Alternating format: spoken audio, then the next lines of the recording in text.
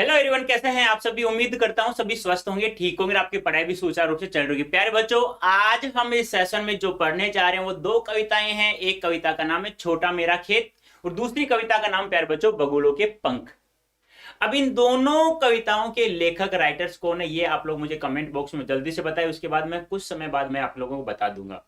प्यारे बच्चों, इस सेशन में हम लोग और क्या क्या पढ़ेंगे इन दोनों कविताओं के अलावा, तो ध्यान रखना दोनों कविताओं तो पढ़ेंगे हम लोग, उनका आदर्श उच्चारण तो हम लोग करेंगे, यानी कि मैं उनके पढ़ करके तो बताऊंगा, साथ में मैं उन्हें आपको कॉन्सेप्ट अर्थात मैं कहूं तो कविता का सार क्या होता है, एक एक शब्द का अर्थ पढ़ते हुए हम लोग उसकी समरी व्याख्या करेंगे। आप लोग इसे कह सकते हैं समरी, ऐसा नहीं है कि समरी नहीं कह सकते, समरी कह सकते हैं आप लोग, कविता का सार कह सकते हैं आप लोग, कॉन्सेप्ट कह सकते हैं आप लोग।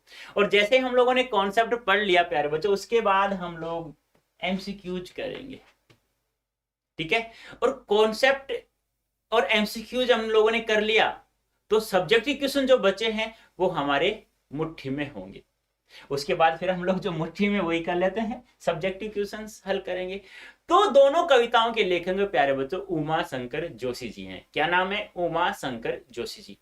तो प्यारे बच्चों, छोटा मेरा खेत है, ये तो खेत क्या है, कागज का पन्ना है जिसे लेखक ने एक खेत माना है। जिस प्रकार से कोई भी किसान ने अपने खेत में बीज डाल करके और उसकी फसल, उसे फसल प्राप्त हो जाती है, उसे काट करके अपना कुछ भी गुजारा चला, अपने जीवन का जो कहते हैं ना कि पेट की भूख को शांत करता है। तो लेखक ने भी इस छोटे पन्ने में शब्द रूपी बीज बोता है और उसे कल्पना की सहायता से रसायन डाल करके, यूरिया खाद जिसे बोलते हैं हम लोग, जैसे गेहूं में डालते हैं ना यूरिया, या किसी भी फसल में डालते हैं। आजकल खाद नहीं डालेंगे तो फसल होती भी नहीं है। और बगुलों के पंख में क्या लिखा हुआ है प्यारे बच्चों? बगुलों के पंख है, कुछ बगुले हैं जो पंक्तिबद्ध उड़ते आकाश में उड़ रहे हैं, जिसे लेखक ने उन बगुलों की पंक्ति को देख रहा है, अपलग रूप से, एकटक रूप से देख रहा है।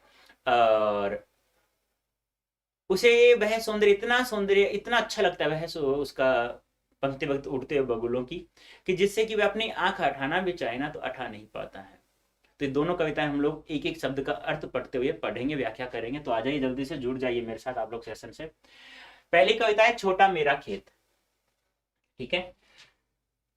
छोटा मेरा खेत चौकोना, कागज का एक पन्ना, कोई अंदर कहीं से आया, छन का बीज वहां बोया गया। कहने का तात्पर्य क्या है, कवि क्या कह रहा है कि छोटा मेरा खेत चौकोना, यानी कि कागज का जो पन्ना है, कवि ने एक अपने भाव के द्वारा बताया गया है कि एक कागज का पन्ना है, यह मेरे लिए किसान का एक खेत होता है, उसी प्रकार मेरे लिए भी क्या एक खेत है।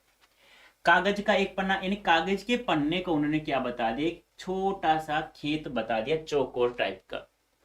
कोई अंदर कहीं से आया, छन का बीज बोया गया। जैसे किसान जो होता है, जैसे आंधी तूफान बारिश आ जाती है, उसके बाद कवि क्या करता है, पांच सात किलो गेहूं, जो अच्छा गेहूं होता है, वो अपनी खेतों की क्यारियों में यानी खेत में डाल देता है। तो लेखक क्या करता है, लेखक कह रहा है कोई अंदर कहीं से आया, छन का बीज वहां बोया गया। अब कवि क्या कहता है कि मेरे दिमाग में एक विचार आया शब्दों का, ऐसा शब्दों का कि मैं शब्द रूपी बीज को अपने कागज पर शब्दों के रूप में लिख दूं। यानी कि मेरे अंदर एक विचार आया कि मैं एक कविता लिख दूं। एक तूफान आया, अंदर आया, आंधी आई, तूफान आया, और मैंने सोचा कि शब्द रूपी बीजों को कवि ने उस कागज पर लिख दिया। वापस देखना, कवि क्या कह रहा है, कवि कह रहा है कि जिस प्रकार से एक किसान का एक छोटा सा खेत होता है, उस खेत में जब बादलों द्वारा आंधी तूफान बारिश आ जाती है, उसके बाद वह उसमें बीज डाल देता है और अपनी फसल प्राप्त करता है। उसी प्रकार कवि कह रहा है कि एक छोटा सा कागज का पन्ना है जो मेरे लिए क्या है, चौकोना खेत के समान है। अब मेरे दिमाग में कुछ शब्दों का, आंधी आई तूफान आया, कि मैं कुछ कविताएं लिख दूं, तो मैंने उसमें शब्द रूपी बीज उस कागज पे मैंने लिख दिया, इन शब्द रूपी बीज मैंने बो दिया। कल्पना के रसायनों को पी, बीज गल गया निशेष, शब्द के अंकुर फूटे, पल्लव पुष्पों से नमित हुआ विशेष। अब कवि कह रहा है जिस प्रकार से किसान ने उस खेत में बीज डाला और उसमें खाद डाल देता है, जिससे क्या होता है, वह बीज गल करके एक अंकुर के रूप में फूटता है, फिर वह धीरे धीरे बड़ा होकर के एक फसल के रूप में तैयार हो जाता है। उसी प्रकार कवि कह रहा है कि मैंने जैसे ही कागज पर शब्द रूपी बीज बो दिए, यानी शब्दों को मैंने लिख दिया, अब उसमें मैं अपने विचार कल्पना की सहायता से उसमें रसायनों को मैंने डाल दिया, यानी मैंने उसमें अपने विचार अपनी कल्पना की सहायता से अच्छे से शब्दों का मैंने प्रयोग कर दिया है। बीज गल गया निशेष, शब्द के अंकुर फूटे, पल्लव पुष्पों से नमित हुआ विशेष। अब जैसे ही मैंने उसमें अपनी कल्पना ऐड कर दी, अपनी कल्पना को जोड़ दिया, तो वह जो बीज था, वो शब्द रूपी बीज थे, वो क्या हो गए, गल गए। अब वहां कुछ भी शेष नहीं बचा है। शब्द के अंकुर फूटे, और शब्द रूपी जिस प्रकार बीज गल करके अंकुर फूटता है, उसी प्रकार मुझे वो जो शब्द मैंने लिखे थे, वो शब्द मुझे एक कविता के रूप में बनते हुए स्पष्ट रूप से दिखाई दे रहे थे, और मुझे वह समझ में भी आ रहा था, और मैं सोच रहा था कि मैं जो कहना चाहता हूँ वो पाठकों को भी अच्छे समझ में आ जाए। पल्लव पुष्पों से नमित हुआ विशेष। अब मैं थोड़ा संतुष्ट हुआ कि हाँ, कि मैंने जिन शब्द रूपी बीजों को बोया था, जिसमें अपने कल्पना रूपी विचार रूपी भावों को मैंने संजोया था, अब वो अंकुर के रूप में फूट गए और एक फसल के रूप में जल्दी से थोड़ा कुछ समय बाद ये तैयार हो जाएगा। ठीक है, तो एक बार कहानी के रूप में बता दूं। कवि कह रहा है कि एक कागज का पन्ना है, वह मेरे लिए एक खेत के समान है। जैसे ही मेरे दिमाग में एक शब्दों की एक कविता लिखने की एक आंधी तूफान आया, तो मैंने उस कागज के पन्ने पर शब्द रूपी बीज मैंने बो दिया, शब्दों को मैंने लिख दिया। अब मैंने क्या किया, जैसे शब्दों को लिख तो दिया, लेकिन मैंने उसमें रसायनों को, खाद बीज डाला। कैसे, अपने कल्पना और विचारों की सहायता से मैंने उसमें क्या किया प्यारे बच्चों, उसमें मैंने ये डाल दिया। अब जैसे ही बीज गल जाता है तो एक अंकुर के रूप में फूटता है। उसी प्रकार मेरी जो मैंने शब्द रूपी बीज बोए थे, वो भी एक पल्लव पुष्पों से नमित हुआ विशेष, यानी कहने का तात्पर्य एक फसल के रूप में धीरे धीरे तैयार हो रहा था। शब्दार्थ देखो, छन यानी क्या होता है, विचार से, कल्पना यानी भाव, नमित यानी झुक जाना, पुष्प यानी फूल, पल्लव यानी नए पत्ते, निशेष यानी पूरी तरह जब कुछ भी नहीं बचा हो, यानी कि अब कुछ भी नहीं बचा है, मेरी फसल तैयार हो चुकी है, मेरी कविता पूरी हो चुकी है। प्रस्तुत काव्यांश में कवि कहता है कि उसे कागज का पन्ना एक चौकानी खेत के समान लगता है, चौकोर खेत के समान लगता है। जब कवि के मन में भावों का आवेग उमड़ता है, अर्थात भावों की आंधी आती है, तो वह उस चौकोर खेत के में विचारों रूपी शब्दों का बीज बो देता है, अर्थात उस चौकोर पन्ने पर विचार रूपी शब्दों को लिपिबद्ध कर देता है। जब इस विचार को कवि की कल्पना और भाव आदि मिल जाते हैं, तो ये शब्द अंकुरित हो जाते हैं, यानी कि कल्पना रूपी रसायन डाल दिया, तो शब्द जैसे ही बीज अंकुरित होता है गल करके, उसी प्रकार शब्द भी क्या हो गए, अंकुरित होने। कहने का तात्पर्य क्या है, एक कविता रूपी बनती हुई दिखाई दे रही थी। जिस प्रकार एक बीज पूरी तरह गलकर वह अंकुरित होता है, उसी प्रकार वे सभी शब्द भी क्या हो जाते हैं, अंकुरित हो जाते हैं। शब्द रूपी बीज जब अंकुरित होकर कविता रूपी पौधा बनता है, तो उसमें भाव रूपी नए नए पत्ते आते हैं और अलंकार, छंद आदि नए नए फूल लगते हैं, तो वह इनसे झुक जाता है, तो उसमें विशेष प्रकार के गुण आ जाते हैं।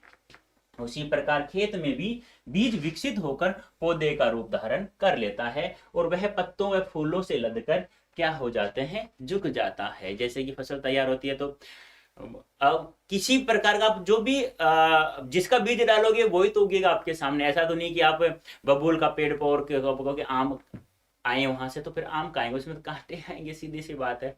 तो वह यहाँ कहने का तात्पर्य कि कवि ने शब्द रूपी बीज अब कागज पर लिख दिए हैं, और रसायन, कल्पना रूपी रसायनों की सहायता से वो शब्द क्या हो गए, अंकुरित होने लग गए हैं।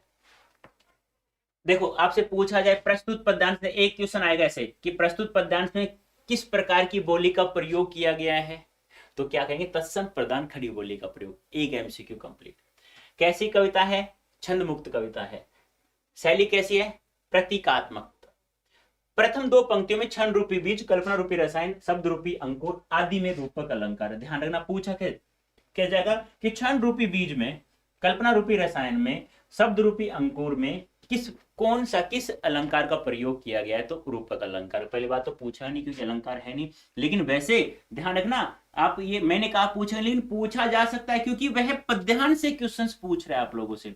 और पद्यांश क्या होता है, यानी कि इसी पद्यांश में जो क्वेश्चंस पूछे जा रहे हैं उसके आंसर उसी पद्यांश में होते हैं। ठीक है, वर्णों की आवर्ती के कारण अनुप्रास अलंकार का प्रयोग हुआ है। ठीक है, नेक्स्ट। झूमने लगे फल, रस अलौकिक, अमृत धाराएं फूटती, रोपाई क्षण की, कटाई अनंतता की, लूटते रहने से जरा भी कम नहीं होती, रस का अक्षय पात्र सदा का, छोटा मेरा खेत चौकोना। अब यह है ना, अपनी कविता को रस का अक्षय पात्र का है, यानी जिसमें कभी खाना समाप्त नहीं होता, जिसमें कभी खजाना समाप्त नहीं होता है।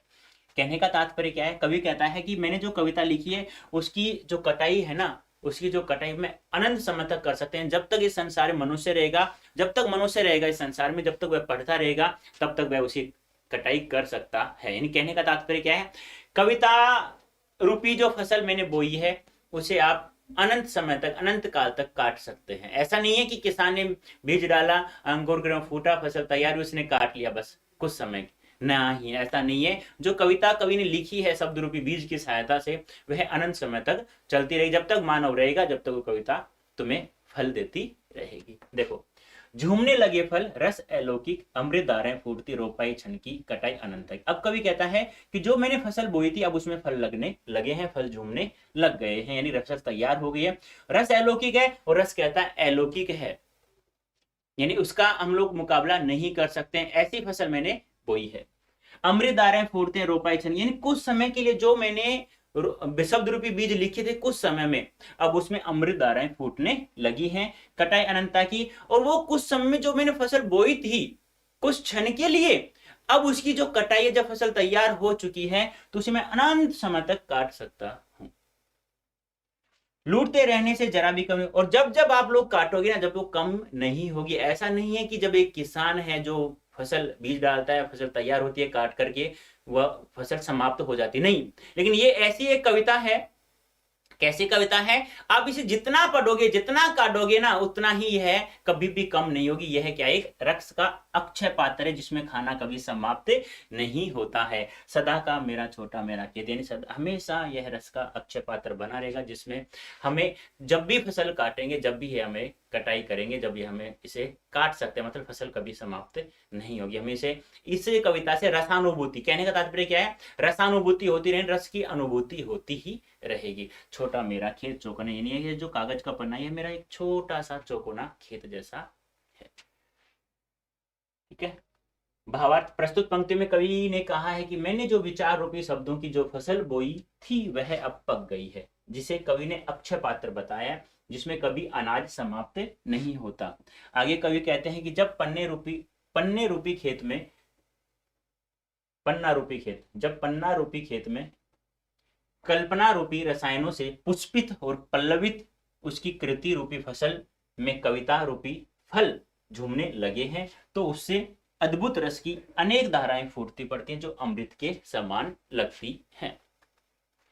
यह कविता पल भर में रची गई थी, लेकिन उसमें फल अनंत काल तक मिलता रहता है। अर्थात कवि ने कृति रूपी जिस कविता की रचना की है उससे वह अनंत काल रस प्राप्त कर सकता है, अनंत काल तक रस प्राप्त कर सकता है, क्योंकि कविता कभी पुरानी नहीं होती है। जब जब भी पाठक उसे पढ़ता है तब ही वह नया रस प्रदान करती है। कवि या पाठक इस रस को जितना लुटाता है या लूटता है, उतना ही यह बढ़ता जाता है। कविता के रस का पात्र कभी समाप्त नहीं होता। कवि कहता है कि उसकी कविता रूपी खेत छोटा सा है, उसमें रस कभी समाप्त नहीं होता है।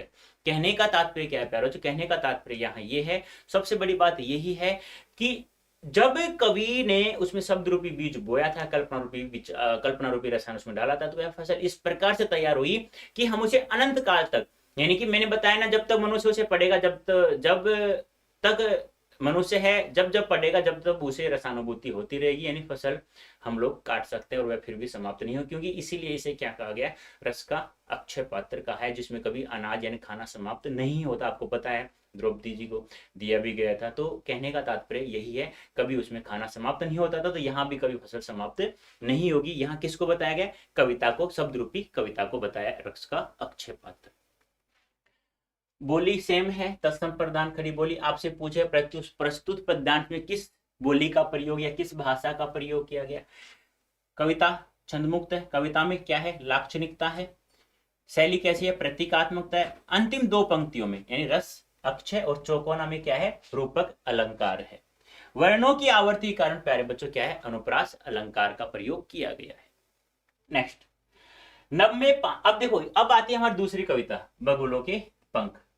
नभ में पाती बंधे बगुलों के पंख, चुराए लिए जाती वे मेरी आंखें, कजरारे बादलों की छाई नभ छाया, तैरती सांझ की सतेज श्वेत काया। होले होले जाती मुझे बांध निज माया से, उसे कोई तनिक रोक रखो, वह तो चुराए लिए जाती मेरी आंखें, नभ में पाती बंदी बगुलों की पांखें। अब देखो क्या हो रहा है। नभ यानी आकाश। कवि कह रहा है कि आकाश में बगुलों के पंख पांति बंद, यानी कि आकाश में पंक्तिबद्ध बगुलों के पंख उड़ते हुए नजर आ, बगुलों के पंख नहीं, बगुले उड़ते हुए नजर आ रहे हैं। चुराए ले जाती हुई मेरी आंखें। अब जो वो पंक्तिबद्ध बगुले उड़ रहे हैं व्हाइट कलर के, सफेद कलर के, तो मेरी आंखों को चुराकर ले जा रहे हैं। यानी कहने का तात्पर्य क्या है, कवि कह रहा है कि मैं उस पंक्तिबद्ध बगुलों की पंक्तिबद्ध उड़ते हुए मैं देखा तो इतनी सुंदरता, इतने सुंदर नजारा आ रहा था कि मैं अपनी आंखें अठाना भी चाहूं तो अठा नहीं पा रहा हूं, मैं उसे अपलग रूप से देख रहा हूं। तो कवि क्या कह रहा है कि आकाश में पंक्तिबद्ध बगुलों के पंख उड़ते हुए नजर, यानी बगुले उड़ते हुए नजर आ रहे हैं और वो मेरी आंखों को चुराकर ले जा रहे हैं, क्योंकि बहुत अच्छी सुंदर नजारा लग रहा है। कजरारे बादलों की छाई नभ में छाया, यानी कि अब कजरारे बादल, काले काले बादलों की छाया आकाश में छाई हुई है, तैरती सांझ की सतेज श्वेत काया। और जो काले काले बादल हैं उसके ऊपर सफेद शरीर के, यानी सतेज, तैरती सांझ की सतेज श्वेत काया, यानी कि सफेद काया, यानी कि बगुले कैसे होते हैं, सफेद होते हैं। तो ऐसा लग रहा है कि कोई सफेद चादर किसी ने यानी कि चढ़ा दी हो काले काले बादलों पर। कहने का तात्पर्य तैरती सांझ की सतेज श्वेत काया, काया यानी शरीर, यानी सफेद शरीर वाला कोई सांझ है, वह तैर रही है किस पे, काले काले बादलों पर। होले होले जाती मुझे बांध निज माया में, और वो पंक्तिबद्ध, वो सफेद बगुलों की जो पंक्ति उड़ रही है वह अपनी माया में, अपने जाल में मुझे बांध करके धीरे धीरे होले होले अपने साथ ले जा रही है। वो मेरी आंखों को चुरा कर ले जा रहे हैं। उसे कोई तनिक तो रोको रखो, अरे कुछ समय के लिए तो उसे कोई रोक के रखे, वो मेरी आंखों को चुरा कर ले जा रहे हैं। वह तो चुराए लिए जाती मेरी आंखें, और वह जो दृश्य है वह पंक्तिबद्ध बगुलों की उड़ती पंक्ति है, वह मेरी आंखों को चुरा कर ले जा रहे हैं। नभ में पाती बंदी बगुलों की पांखें, और वो पंक्तिबद्ध उड़ रहे हैं आकाश में, पंक्तिबद्ध बगुले उड़ रहे हैं, वह नजारा है, उसे मैं जिसे अपलग रूप से देख रहा हूं, उसे कोई कुछ समय के लिए रोक लो, क्योंकि मैं उसे अपलग रूप से देख रहा हूं जिसे वो मेरी आंखों को चुरा कर ले जा रहे हैं। कवि कह रहा है कि ऐसा सुंदर नजारा मैंने कभी नहीं देखा, इसलिए मैं उसे अपलग रूप से देख रहा हूं, और अपलग रूप से देख रहा हूं तो वो तो बगुले तो उड़ेंगे, एक जगह तो रुक नहीं सकते, तो इसलिए कह रहा है कि कोई कुछ समय के लिए उसे रोक लो वहीं, कि भाई मैं उसे देखना चाहता हूं। क्यों? क्योंकि वो मेरी आंखों को साथ ले जा, चुरा कर ले जा रहे। आई बात समझ में? देखो एक बार दोबारा से। कवि कह रहा है कि आकाश में पंक्तिबद्ध रूप में कुछ बगुले उड़ रहे हैं और वो मेरी आंखों को चुराकर ले जा रहे हैं, क्योंकि कवि को ये नजारा है, ये बहुत ही सुंदर नजर आ रहा है। आप सोचो, पंक्ति में कुछ बगुले उड़ते हुए जा रहे हैं तो वो नजारा कैसा लगेगा? बहुत अच्छा है। तो कवि कह रहा है कि वो नजारा है जो मैं देख रहा हूं, वो नजारा है, उसे वो मेरी आंखों को चुराकर ले जा रहा है। और अब काले काले बादलों पर, जो आकाश में काले काले बादल छाए हुए हैं, उस पर ऐसा नजर आ रहा है कि कोई सफेद शरीर वाली कोई सांझ है, तो वो तैरती हुई नजर आ रही है। यानी काले काले बादल ऊपर है और नीचे सफेद सफेद बगुले उड़ रहे हैं, तो उन्होंने उसे ढक लिया है, एक सफेद शरीर वाली सांझ उस पर तैर रही है। अब वो धीरे धीरे मुझे अपनी माया जाल में बांध रखा है, कोई उसे रोक लो उस जाल को, यानी कि उन्होंने अपनी सुंदरता के जाल में मुझे फंसा लिया है। अब उसे कुछ समय के लिए कोई वो रोक लो, क्यों? क्योंकि वो मेरी आंखों को चुरा कर ले जा रहे हैं। कौन? नभ में जो पंक्तिबद्ध बगुले उड़ रहे हैं वो। देख लो, इसका अर्थ भी देख लेते हैं। प्रस्तुत काव्यांश में कवि कहता है कि आकाश में छाए काले काले बादलों में पंक्तिबद्ध उड़ते हुए बगुलों ने एक मनमोहक दृश्य उपस्थित कर रहे हैं और मैं इन्हें उड़ते हुए अपलक अर्थात एकटक देख रहा हूं। यह मनमोहक दृश्य मेरी आंखों को चुरा ले जाते हैं, अर्थात मेरे मन को चुरा ले जाते हैं। अर्थात काले काले बादलों की छाया आकाश पर छाई हुई है और मानो ऐसा लग रहा है कि सायंकाल की उजली सफेद काया उन पर तैर रही है। आगे कवि कहते हैं कि यह दृश्य इतना आकर्षक व मनमोहक है कि यह मुझे अपने जादू में से या अपने माया जाल से, अपने जादू से या अपने माया जाल में माया जाल से धीरे धीरे बांध रहा है और मैं उसमें खोया जा रहा हूं। कभी पुकार रहा है या कभी आह्वान कर रहा है कि इस आकर्षक और मनमोहक दृश्य के प्रभाव को कोई रोके। वह इस दृश्य के प्रभाव को देखना चाहता है, परंतु यह दृश्य तो कवि की आंखों को चुराकर अर्थात उनके मन को चुराकर ले जा रहा है। आकाश में उड़ते पंक्तिबद्ध बगुलों के पंखों में कवि की आंखें अटक कर रह जाती हैं, वह उस दृश्य में कहीं खो जाता है। आप बताइए, कहीं पर आप कोई सुंदर दृश्य नजारा देखेंगे तो आपको पता है, आप कहते हो ना कि मैं तो यहीं रहना चाहता हूं, यह दृश्य मुझे बहुत ही अच्छा नजर आ रहा है। भाषा कैसी है बगुलों के पंख? सरल एवं सहज है। इसमें सभी दृश्य कैसे हैं? गतिशील है। गतिशील क्या? चलते हुए नजर आ रहे हैं। चाक्षुष बिंबों का प्रयोग है, चाक्षुष आंखें, बिंब यानी दृश्य। होले होले में पुनरुक्ति प्रकाश अलंकार है। सायकाल का मानवीकरण किया गया तो यहाँ मानवीकरण अलंकार है और वर्णों की आवर्ती कारण अनुप्रास अलंकार है। अब आता है प्यारे बच्चों, हमारे जो कॉन्सेप्ट हो गया, आप कविता का सार पढ़ लिया, अब हम लोग पढ़ेंगे एमसीक्यूज पढ़ेंगे। तो बताइए, बगुलों के पंख कविता में आकाशी किसकी पंक्ति बंधी है जिसकी कवि ने सुंदरता का चित्रण किया? किसकी पंक्ति बंधी हुई है? अभी हंसों की, बत्तकों की, बगुलों की या कबूतरों की? तो सीधी सी बात है, बगुलों की पंक्ति। सफेद सफेद बगुले उड़ रहे हैं। बगुलों के पंखों द्वारा क्या चुराए जाने की बात कही गई है? क्या? मन, हृदय, हृदय है बेटा, ये मन, हृदय, बुद्धि, आंख। तो क्या चुरा कर ले जा रहे हैं? आंख चुरा कर ले जा रहे हैं। बगुलों के पंख काले बादलों के ऊपर तैरते किसके समान प्रतीत हो रहे हैं? प्रातःकाल की सुंदर काया, सायकाल की पीली काया, रात्रि की काली काया, सांझ की श्वेत काया। यानी कि बगुलों के पंख काले बादलों के ऊपर तैरते किसके समान प्रतीत हो रहे हैं? बता सकते हैं मुझे? कैसे? सांझ की श्वेत काया बताया गया ना, उजली सांझ की सफेद सफेद शरीर वाले। कवि को बगुलों का कौन सा सौंदर्य अपने आकर्षण में बांध रहा है? काया रूपी सौंदर्य, माया रूपी सौंदर्य, जाल रूपी सौंदर्य, पंक्तिबद्ध रूपी सौंदर्य। तो कवि को बगुलों कौन सा सौंदर्य अपने आकर्षण में बांध रहा है? तो पंक्तिबद्ध रूपी सौंदर्य। सॉरी, पंक्तिबद्ध नहीं, कवि ने कहा है ना कि यह माया रूपी जाल मुझे बांध रहा है। माया रूपी, सॉरी बेटा, माया रूपी सौंदर्य। ठीक है, मैंने बताया ना कि जादू यह मुझे बांध रहा है। कैसा? माया रूपी है, यानी कि जो बगुले उड़ रहे हैं पंक्तिबद्ध, वो अपने जादू में मुझे फंसा रखा है, कोई उसे कुछ समय के लिए रोक ले। बगुले कैसे उड़ रहे हैं? पंख खोलकर, पंख बंद कर, पंक्तिबद्ध होकर या रुक रुक कर? तो पंक्तिबद्ध होकर उड़ रहे हैं प्यारे बच्चों। ध्यान रखना, यहां से क्वेश्चंस बाहर नहीं जाएगा, बस आप लोग तो धैर्य से पढ़े और आगे भी ध्यान से इसे पढ़ते रहें। कागज का पन्ना के लिए कवि ने क्या उपनाम दिया है?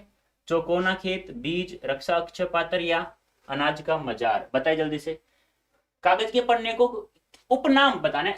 उपनाम, क्या उपनाम? दूसरा नाम दिया है चौकोना खेत, एक उपनाम दिया है कागज के पन्ने को। कवि कल्पना रूपी बीज किस पर बोया? कल्पना रूपी बीज किस पर बोया कवि ने? कागज के पन्ने पर, खेत में, छत पर, आंगन में। अरे खेत में तो कवि बोता है बीज, कवि ने किसान बोता है। कागज के पन्ने पर तो कवि बो रहा है शब्द रूपी बीजों को। नेक्स्ट, कवि विचारों का बीज बोकर कौन सा रसायन डालता है? भावनाओं का विचार, विचारों का, कल्पना का, भाव का। तो किसका? कल्पना रूपी विचार। साहित्य की रसधारा कब तक चलती है? कब तक चलती है साहित्य की रसधारा? बता सकते हैं? प्रातःकाल, सायंकाल, अनंत काल या दोपहर तक? तो साहित्य की रसधारा अनंत काल तक। कवि ने कहा है ना, जब तक इस संसार में मानव है, पाठक है, वो पढ़ेगा, जब तक वह उसे फसल या रसानुभूति होती रहेगी। कवि ने किसे रसायन कहा है? रसायन किसे कहा है? कल्पना को, यूरिया को, साहित्य को, शब्द को। तो किसको कहा है? रसायन, कल्पना रूपी रसायन। पल्लव पुष्पों से नमित व निशेष में अलंकार कौन सा है? बता सकते हैं? पल्लव पुष्पों से नमित व निशेष में अलंकार बताओ। उपमा, उत्प्रेक्षा, यमक या रूपक? बताओ। यानी कहने का तात्पर्य क्या है कि जो फसल उन्होंने बोई थी, वो फसल अब पुष्पों से, किससे? पुष्पों से, यानी हरे हरे पत्तों से क्या हो गई है? लद गई है। तो बताओ जल्दी से, क्या होगा राइट आंसर? बता सकते हैं? कौन सा अलंकार है यहाँ पे? उपमा, यानी कि पल्लव पुष्पों से झुक गया है, मानो ऐसे झुक गया है। तो बताइए जल्दी से, क्या होगा राइट आंसर? बता सकते हो?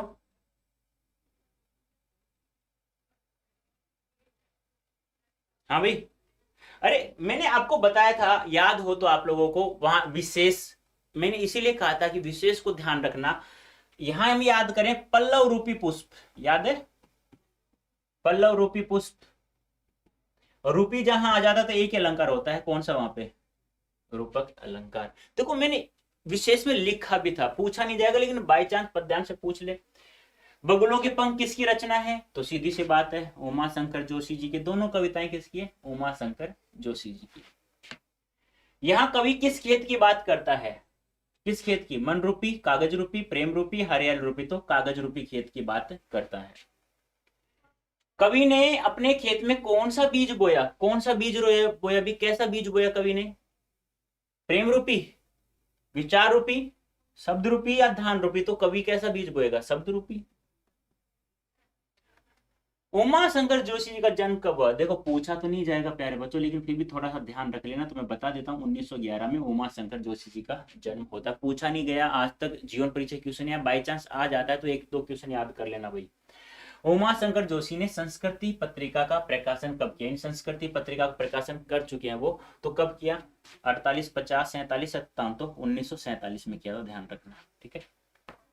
छोटा मेरा खेत, बगुलों के पंख, इन दोनों कविताओं का गुजराती है, गुजराती कवि थे वो, गुजराती भाषा से हिंदी भाषा में अनुवाद करने वाले विद्वान, यानी कि जो उमा शंकर जोशी जी हैं उन्होंने ये कविता लिखी गुजराती भाषा में। अब इसका अनुवाद किसने किया, तो ध्यान रखना रघुवीर चौधरी और भोलाबाई पटेल दोनों ने मिलकर इन दोनों कविताओं का क्या क्या अनुवाद किया है हिंदी भाषा में, गुजराती से हिंदी में, ध्यान रखना। अब आते हैं हमारे सब्जेक्टिव क्वेश्चन।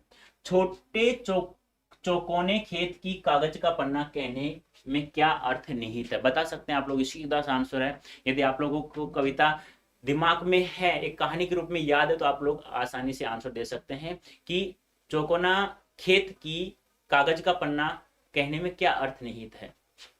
देख लो, छोटे चौकोने खेत को कागज का पन्ना कहने का यही अर्थ निहित है कि कवि ने कवि कर्म को खेत में बीज बोने की तरह माना है। जिस प्रकार एक किसान अपने खेत में बीज बोने से लेकर फसल काटता है, उसी प्रकार कवि भी अपने पन्ने पर विचार रूपी यानी कल्पना रूपी बीज बोता है, विचार रूपी बीज बोता है और कविता रूपी फसल काटता है।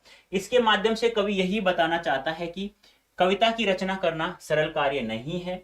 जिस प्रकार एक किसान को खेत में बीज बोने से लेकर फसल काटने तक काफी मेहनत करनी पड़ती है, उसी प्रकार कविता रचने के लिए अनेक प्रकार के कर्म करने पड़ते रहते हैं।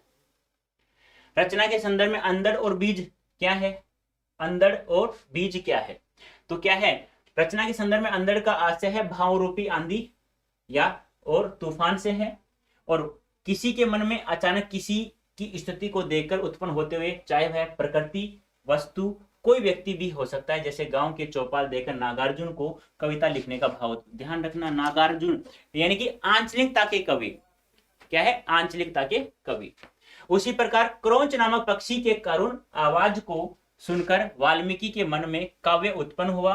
बीज का आशय जब कवि को अपने विचार और अभिव्यक्ति से है, जब किसी विषय पर कवि को अपने विचारों को अभिव्यक्त करना होता है तो वह किसी पन्ने पर उसे लिपिबद्ध करने में व्याकुल हो उठता है। कहने का तात्पर्य क्या है कि अब जब हम किसी चीज को देखते हैं और किसी चीज को देखने से यदि हमें ऐसा भाव मालूम हो जाए, ऐसा भाव मालूम हो जाए कि हमें इस अंदर को, भाई कोई भी कविता कब लिखी जाती है, जब अंतर्मन कहता है।